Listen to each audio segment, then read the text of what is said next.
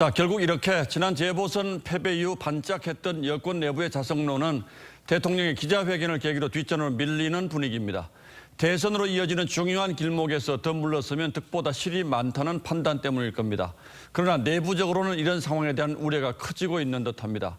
어제 열린 민주당 의총에 제출된 내부 보고서를 저희가 입수해 봤더니 선거 패배의 가장 중요한 원인을 조국 사태로 분석하고 있습니다. 특히 조국 사태를 둘러싼 민주당 내부의 상반된 시각은 매우 주의 깊게 볼 필요가 있습니다. 최지원 기자가 보도합니다.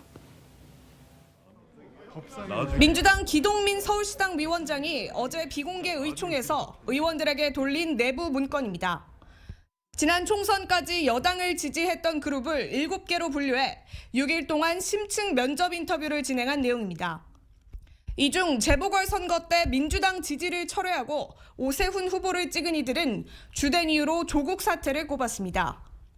한 20대 여성은 현 정권의 위선을 제대로 보여줬다고 했고 고3 딸을 둔 40대 여성은 부모로서 실망감과 박탈감을 느꼈다고 했습니다.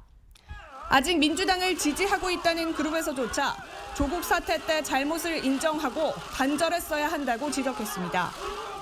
조국 사태는 이미 총선 때 심판받았다는 친문 의원들의 생각과는 분명한 차이가 있습니다. 지난해 이 총선을 통해서 충분히 국민들의 평가와 심판을 받았다 이렇게 생각을 합니다.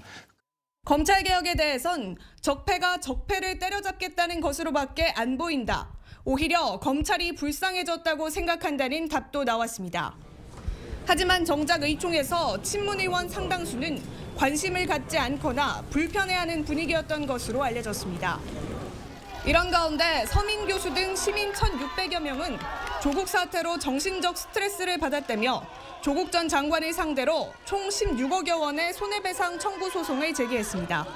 TV조선 최지원입니다.